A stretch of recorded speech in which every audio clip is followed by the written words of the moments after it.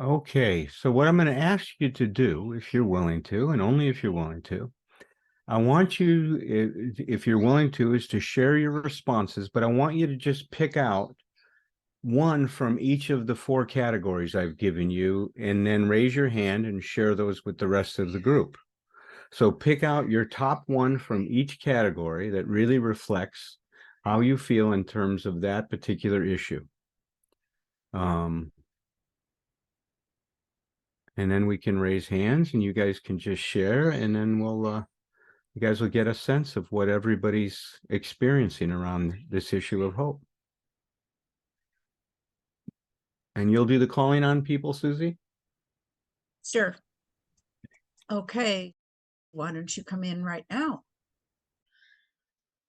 Hi, I'm a food addict and multi-addicted, and thanks for this exercise. So in the first category of the idea I have to give up about myself to be more hopeful about my life possibilities is I think probably the one that resonates the most with me is I do not want to move out of my comfort zone.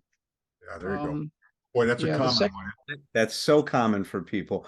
We call it, it's like this one therapist called it the uncomfortable comfort zone we're in. It's because it's not comfortable. There's a certain degree of discomfort in it, but we're comfortable with the discomfort. It's a crazy thing, right? Yeah. All right, second one. Okay, the second one, when I've hoped for things in the past, I've experienced often I've experienced disappointment. That's a big one for me, disappointment. See, disappointment is an experience we all have. And one of the issues that I've become aware of is nobody ever helped us figure out how to deal with that. You know what I mean? It's like, and it's almost, there's a big should that you shouldn't ever be disappointed. And it's like, my God, it's such a common part of our experience. And yet we've marginalized it in so many ways where we're all left with not having any idea how to cope with that in a good way. So yes, right on. That's a good one. Number three, when I was growing up in my family, hope was, yeah, that was really interesting. I feel like I got a lot of positive answers actually out of that, but I'm going to say this was the most prominent. It was designed to improve business. My father ran a business. It was designed to improve business and service to the community. Wow, there it is. So it was something out there, not in here. Right? It was externalized, is what you're saying. It was. There was a lot of external stuff in the family, and I felt like lost, a little bit lost. Yeah. And today, my hope is grounded in a bottom line. I think my relationship with a power greater than myself. Awesome. Fantastic. Thank you. Thank you.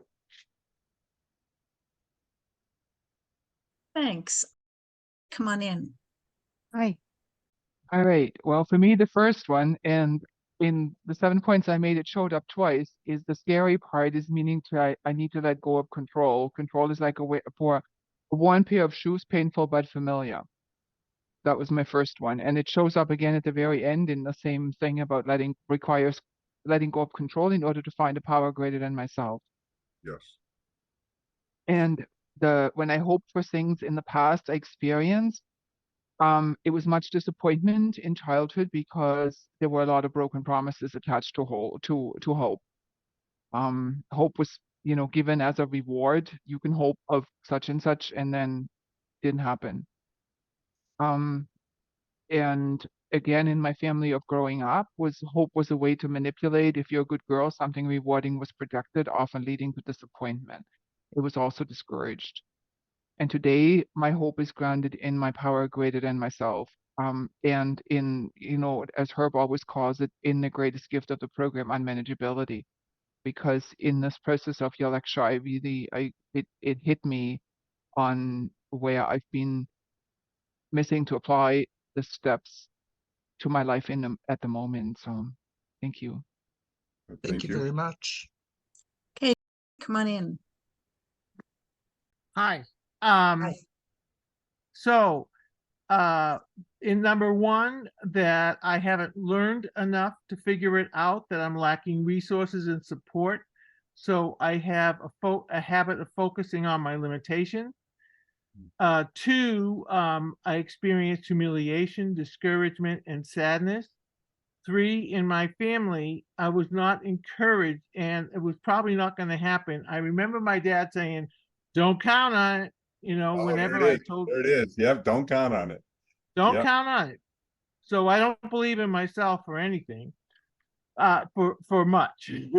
And for today, I've collected evidence for what looked like miracles that became my magnificent reality. I'm not left only on my own with diminishing abilities and results.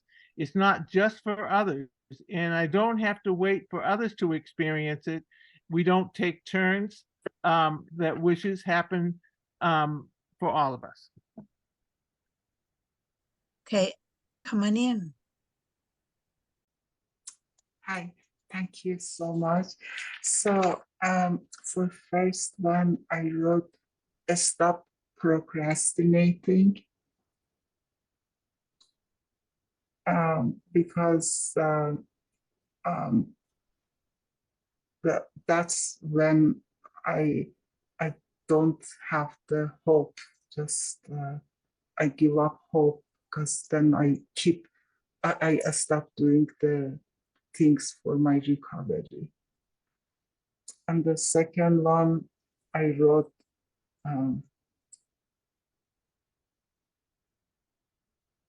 resentment and helpless. When I focus for things in the past, I always feel resentment and helpless. And the one from my family, just keeping secrets and deny and try to look normal. And for the hope for today is be persistent and don't give up, and just work the program as best as I can to have the recovery, and don't give up. I don't know if it was the right answer, but I chose this. Thank you. You, Ellen. Okay, come on in. The first one, the idea I have to give up about myself to be more hopeful about my possibilities, about my life, is that I cannot do what I am dreaming of to be, and that I need the validation of others. For the second one, when I hoped for things in the past, I've experienced that the outcome of my expectations was always different from reality. Three, in my family growing up, hope was either taken up and made laughable or laughed at. Today, my hope is grounded in, well, threefold, actually, meditation being in the present moment, but also sometimes my hope is grounded on quicksand, I must admit. Thanks a lot.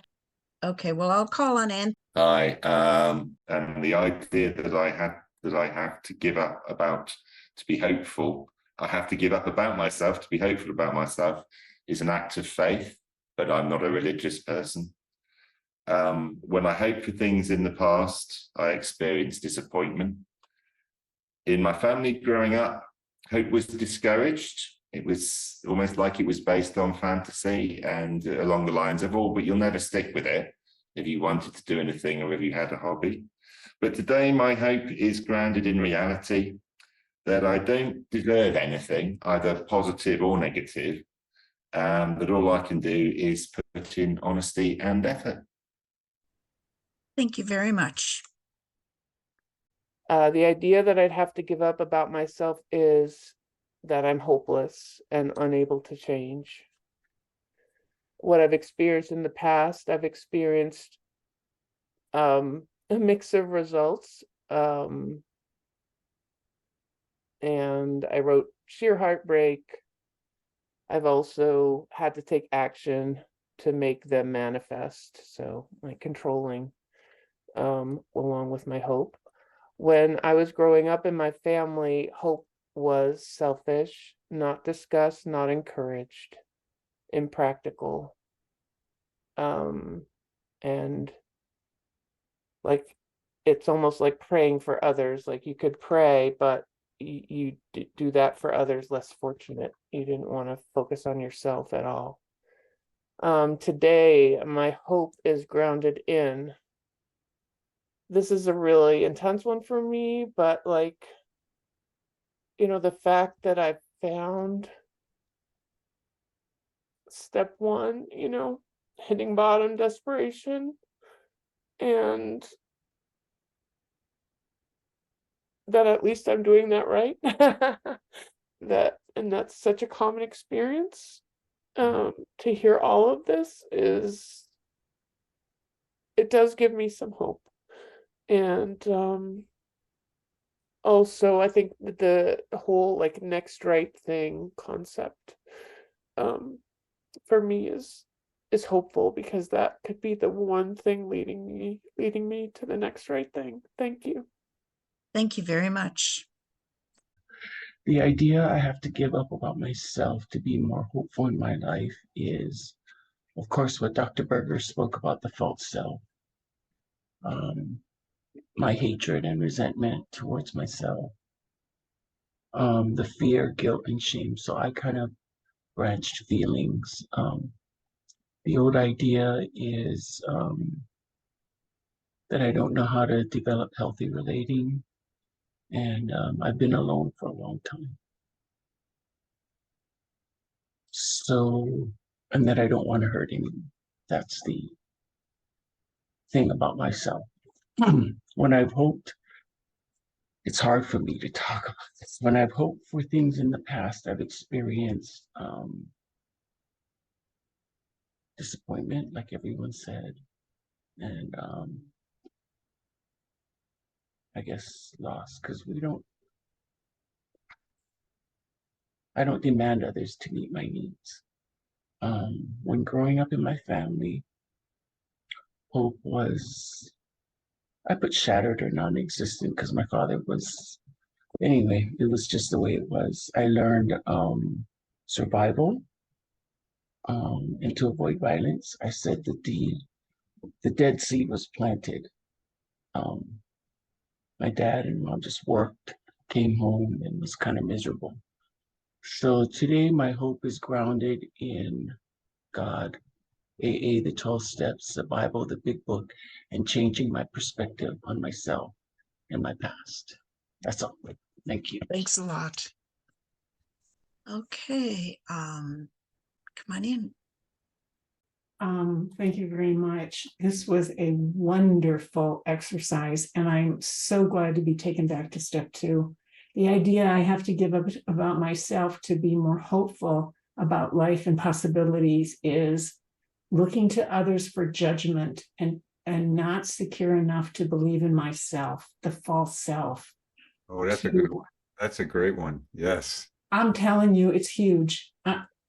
If that's Dr. Berger speaking or whoever's speaking, I want to thank Dr. Berger, because what you did was you took me down memory lane, the second one. When I have hoped for things in the past, I've experienced transformation. 23 years ago, I stepped into the program. I followed a 9-month program called AWOL, A Way of Living. It compared the big book and the 12 steps. And we did it over 9 months. And I was able to stay abstinent from my substance, which is sugar. And it changed my life. It changed my life. And so has this process. That's what I have hope for things that have really come true in my life. And it is because of step 2. It is a hope, but it's turning the hope into a belief. Yeah. I've even said to my people in program, believe in the food plan. It will change your body, and it has changed mine. And it was an existential crisis. It was my father's death that brought me into 12 steps. Without it, I would be a different human being. Number 3, in my family growing up, hope was doled out in smaller, limited quantities, conditional on what other people, and usually associated with a substance to promote courage. Number 4, today my hope is grounded in fellowship, intimate sharing, meetings, exploring 12-step emotional sobriety, which I've been doing with your emotional sobriety tapes, and the tools, writing, reading, everything that has to do with program. And I thank you for this rejuvenation of the idea of step 2. I'm so grateful. I'm grateful that I'm in this meeting. Thank you very much. I'm done. Thank you very, very much. Thank you for doing this. I resist things like this because I have to look inward. Number one, the idea I have to give up is that I can only be happy when all my children and grandchildren are happy. It's a troubling situation right now for me that I deal with, so it's fresh. The second one, when I hope for things in the past, my childhood, I really didn't hope for anything because I was never encouraged. I just kept it all into myself. You know, when I was going away to college, they said, "Oh, you'll be back in 6 weeks." Okay, you know, so I forged ahead on my own hope. I found it just within, I guess, because it was not discussed. Oh, the second one, I skipped that. The second one was when second one, when I've hoped for things in the past, I've been disappointed, failed, and stressed out. And the last one was today, my hope is grounded in God and the promises of the program. I struggle with not being good enough, not being recovered enough, not doing enough work, et cetera, et cetera. So I'm grateful to be here to get the truth, because that's what I'm hoping for, is truth. Yeah. My own truth. Thank you. Thank you. And let's see, Lynn, come on in. Hey, sorry, I wasn't quite right in time. So I almost didn't do this because I've gotten emotional about it. So, shoot, stop. So, the first one was, I'm too sorry. No, don't apologize for that. Let yourself have that. There's space for you right now. So just take your time. Okay. I'm too old. I'm too ADHD and too disorganized. Most of my accomplishments were like in high school. I was kind of high achiever, and then my mom passed when I was 18, and I started drinking. And I know I'm not an alcoholic because of that, but it seemed to be the impetus to start some things, and never really got back to those days. Anyway, second question, often disappointment and anger, especially at myself. Hope was encouraged a lot by my mom. Not so much by my dad. And then the last one, I kind of went, I don't know. But I said, maybe I'm not too old. I mean, I'm not getting any younger, so I'll never be the age I am now. And I can get help and support with the disorganization professional. So thanks. Thank you. Sorry. Thanks a lot. Thank you for giving me a chance. Thank you, Dr. Berger. Oh. I've lived here since 1989, and for that I'm grateful. The idea I'd have to give up about myself to be more hopeful is, I'm pretty hopeful as it is, really. But if I were to dig deep, really deep, I'd have to give up being a liar, a fake, an imposter, a scammer, and thief. That's honest. I was hopeful as a child, then despairing. Then I took action and I became hopeful again. And that's been the story of my 20 years of recovery. Thank you. Thank you. Thank Okay. you. Thank you for this exercise. The idea that I'd have to give up about myself in order to be more hopeful about my possibilities about my life is that dishonest belief that other people are better than me and have advantages in life that help them succeed. When I've hoped for things in the past, if I didn't get what I wanted, I'd find fault immediately with myself in the moment, but things worked out in the long run. In my family growing up, we didn't talk, so what we did talk about was stuff that went wrong. And today my hope is grounded on the opportunities God has put in my path. Thanks for the exercise. Thank you. So there's one more hand up. Let's do that, and then I'll summarize things. That'll be the last hand. Hi, what did I have? The idea I have to give up about myself, to be more hopeful about my possibilities, and I didn't remember what it was, but I had it clear in my head. Thinking falling is failing. Black-white thought about God, like the very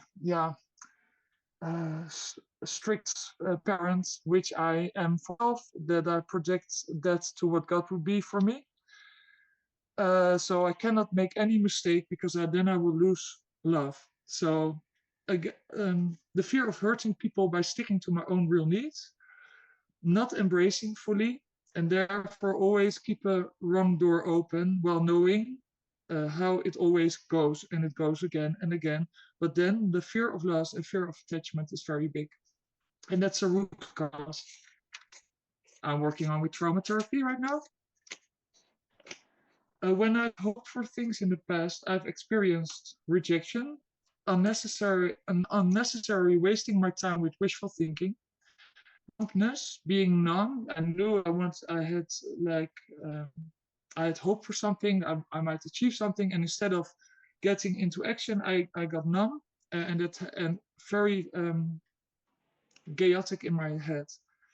So then I would procrastinate, and then like using drugs and doing other things, I would forget about it. Again and again experience the same things, and then every time again I hoped for a better outcome, but it would never come.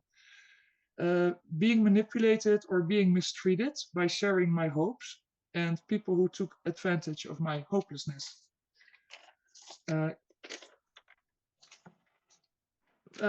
In my family, growing up was my saving point, the dot on the horizon, like always trying to see it, doubting things, loneliness, not seeing any solution, but trying to I had this urge to turn my life around, to be a winner, a conqueror of all the bullshit I've been through. Nothing to lose, only to win, and knowing God was always there, whatever happened. I always felt this light in my heart, whatever ever happened, and I've been through a lot. Today, my hope is granted in having a heavenly Father that leads the way, knowing that it's one step at a time and not 10 steps, thinking that I did it wrong. No, I will keep on falling if I keep on thinking that, actually. That is my discovery. It's okay to take my time. I am better I'm becoming better in letting go of toxic people despite the fear of loss. One door closes and the other always opens again. So that is my thank you. You know, one of the things I wanted to emphasize here is the paradoxical nature of our program, right? Step one is that we admit we're powerless to find power. Well, part of what I'm hoping that you will see in step two is that when we face our hopelessness, is we can find a hope that's really grounded in reality and not in all of the fantasies and ideas we have on how things should be. You see, when we develop an honest relationship with reality, then possibilities now, reveal themselves to us. They become available for us to see and for us to act on. But when we're living in fantasy, it's like shadow boxing. I mean, nothing's going to change. That's why that we had to admit we were powerless in order to start to develop or have a real foundation for our life and our recovery. And the same is true here. When you face your hopelessness, and Bill said this very clearly, that recovery is built on a foundation of hopelessness, on the bedrock of hopelessness. And a lot of people say that seems so weird, but it's not, because as soon as we face our hopelessness, we start to discover what I would call authentic hope. Well, I appreciate you guys participating and sharing what you shared today. You guys were very, very vulnerable. And I guess the next step in this will be Herb and I will come together to discuss step 2. And when will Yep. that happen, Susie? The first Monday in November. We will see you guys the first Monday in November. Thank you very much, Ellen. It was terrific, just terrific.